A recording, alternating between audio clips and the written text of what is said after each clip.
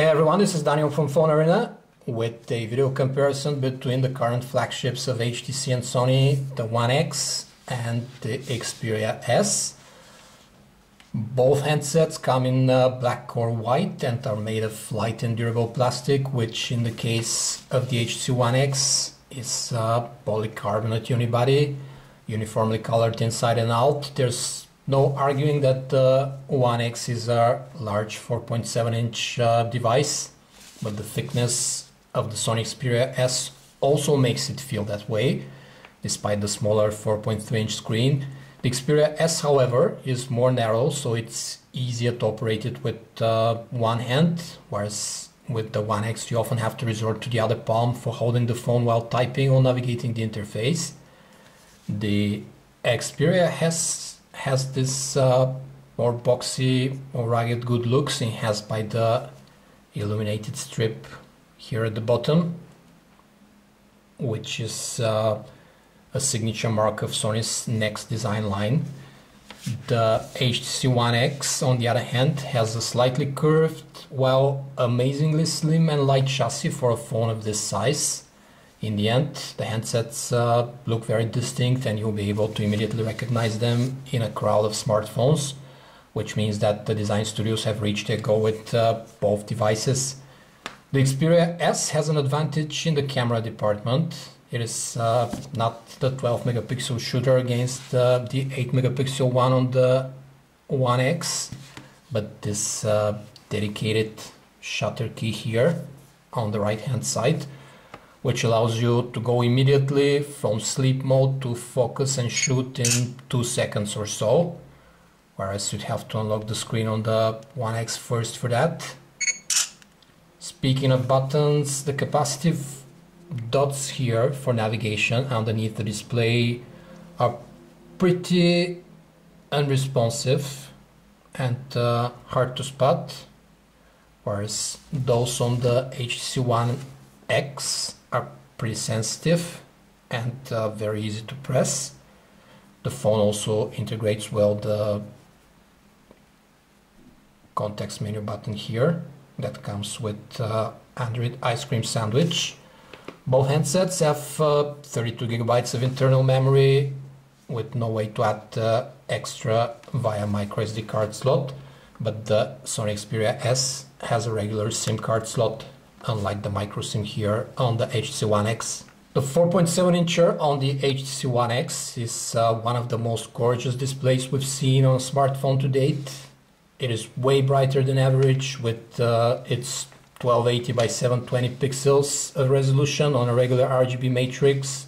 The pixel density is more than enough for well-defined text and polished small interface elements.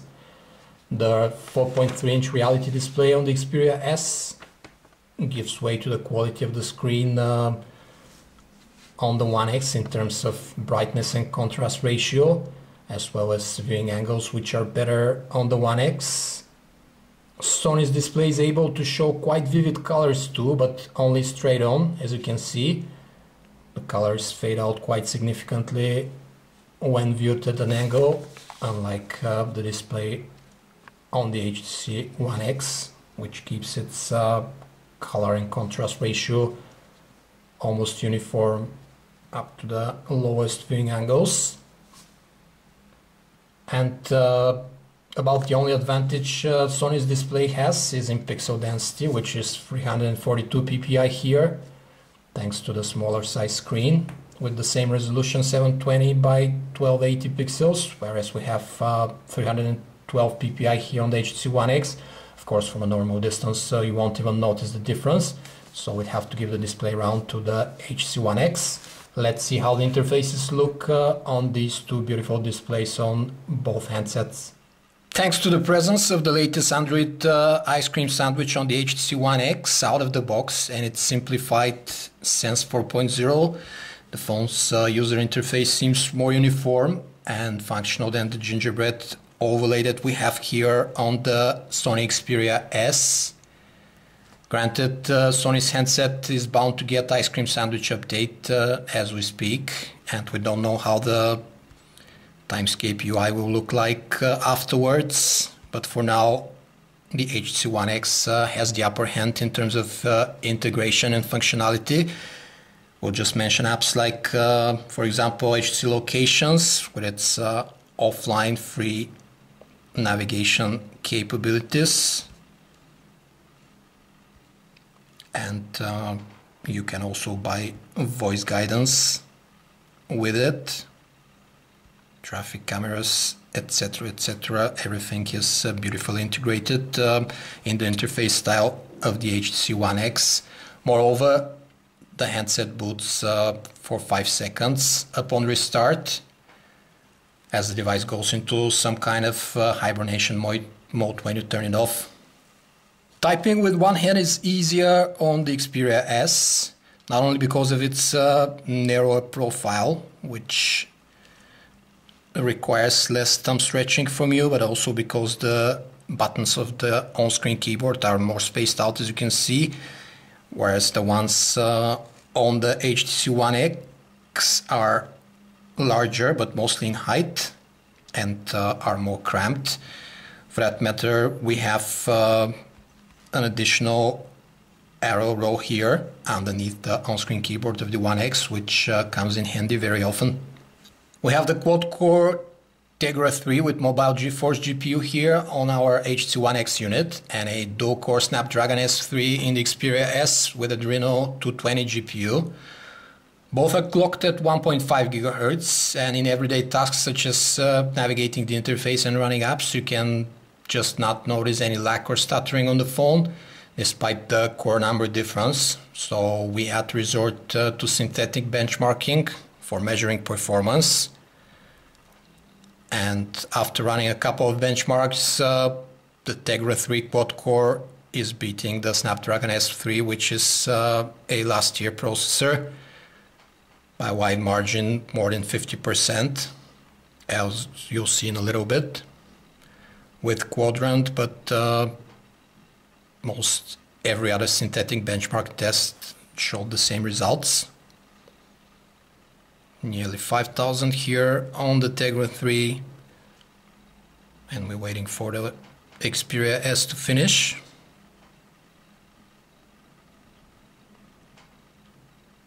The difference in graphics performance was not that high. For example, we got 37 on Nanomark 2 from the Xperia S and 47 from the One X.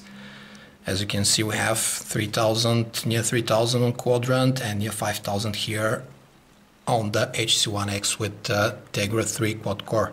Browsing on the Xperia S is not as fluid as on the One X when it comes to panning around or zooming, due probably to the fact that the phone renders the page in real time, as you can see, while the One X only renders as you lift your fingers off the screen in the final zoom stage. With text reflow, the roles are reversed though, since the One X tries to fit the screen width at every zoom level, as you can see, resulting in a split-second flicker of the screen, as if in a flashback, which is annoying at times. As far as navigation, the browser on the Xperia S is very clean, just the address bar here at the top, which even goes out of your way when you scroll down. Whereas in the new One series, HTC introduces this navigational bar at the bottom, which appears when you scroll up and allows you to manage your bookmarks, as well as at the page for offline viewing. And there's this read mode here, similar to Safari, which strips the article of any distractions like pages and ads and leaves you only with the text you can scroll up and down for easy reading. You also have a quick access from the context menu button to the desktop version of the site you're currently looking at, as well as you can toggle Adobe Flash on and off easily from here, making the browser on the One X more functional than the one on the Xperia S. The Xperia S has the more streamlined and easy to use music player, which is also a bit more functional with the easy access to equalizer presets and sound enhancements.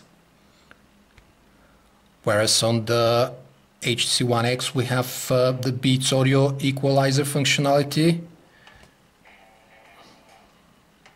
which works in headset mode, but it requires an expensive set of headphones that HTC doesn't provide with the device. Only the regular run-of-the-mill headphones are supplied in the box of the One X. The loudspeaker on the Xperia S, as you can hear, is very strong and also very clean, one of the best loudspeakers we've heard on a phone, which is very customary for the Xperia line of phones. As far as video playback goes, both handsets support DivX XVAD files right out of the box.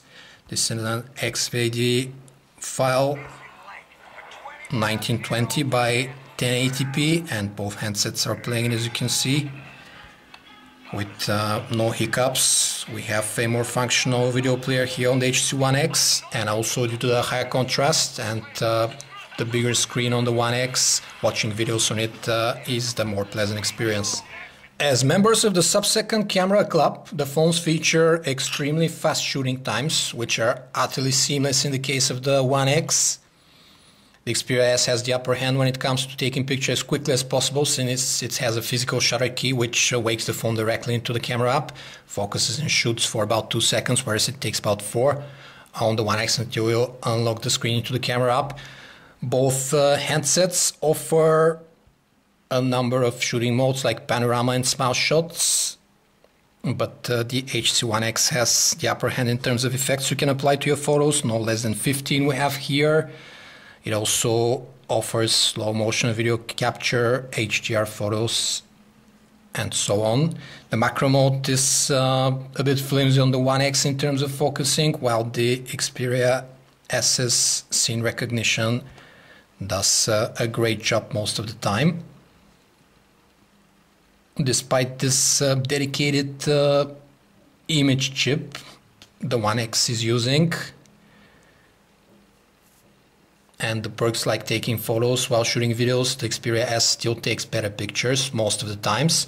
The 12 megapixel shooter on the back of the Xperia S doesn't capture more detail than the 8 megapixel one on the One X, but its white balance measurements in automatic mode are more accurate and there's less amount of noise in the pic.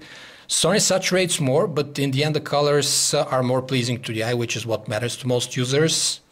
There seems to be zero noise suppression, which smears sharpness a bit in the Xperia S pictures, but the One X, on the other hand, over-processes pics in terms of sharpness a bit. The phones perform pretty good indoors as well, with sufficient detail and noise kept in check up to the darkest conditions in our test. The images from the HTC One X indoors are slightly sharper, but its white balance measurement brought the red overcast to the photos, while the Xperia S had the yellow level a bit too much, but not nearly as pronounced as the One X's red. As far as video capture goes, it is HTC's turn to oversaturate the colors in the 1080p footage from the One X, making it more eye-friendly. You can take pictures or toggle the video light on and off while filming with the One X, which are added bonuses. The videos from the One X, however, skip frames and struggle to focus when panning around, especially in the beginning of the video capture, unlike the consistent and smooth 30 frames per second capture from the Sony Xperia S. There is no arguing that the HTC One X feels more modern than the Sony Xperia S, with its slim, light, curved profile, plus the uniform Sense interface over the latest version of Android. The Xperia S, on the other hand, is quite boxy and heavy in comparison, and the Timescape UI over Android 2.3 is no match for the streamlined Sense 4.0. Its design, however, offers a few perks that set it apart, like this transparent illuminated strip at the bottom and a dedicated camera key that makes it the fastest sleep to snap smartphone out there. Not to mention that the size makes it more suitable for one-handed operation. As for the power under the hood, granted, the One X with its Tegra 3-quad or dual-core Snapdragon S4 is superior to the S3 on the Xperia S, but that'll be insignificant to the normal user as long as the interface and apps run well, and they do on both phones. What would concern every user is battery life though. It is pretty comparable on both devices, with a slight advantage going to the One X, however. Design is a matter of personal preference, but if HTC's focus groups are to be believed, Android users now prefer slim and light smartphones with big screens, which of course would give the design round to the One X. The boxier chassis of the Xperia S has the plus to offer a regular SIM card slot, but other than that, both phones have sealed batteries and no micro SD slots. So to sum it up, the Xperia S makes more appealing pictures and video than the One X most of the time, and has a tad better call quality plus more potent loudspeaker, while the One X excels in chassis design, processor power and screen quality, save for the pixel density, as well as in the interface and software integration. Thus it comes to what's more important for you from the above mentioned features, and whether it justifies the $50 to $100 price premium for the unlocked HTC One X before the Sony Xperia S for the latest and greatest. This was a video comparison between the HTC One X and the Sony Xperia S from PhoneArena. For more information about these and other handsets, you can visit us at phonearena.com. Thanks for watching.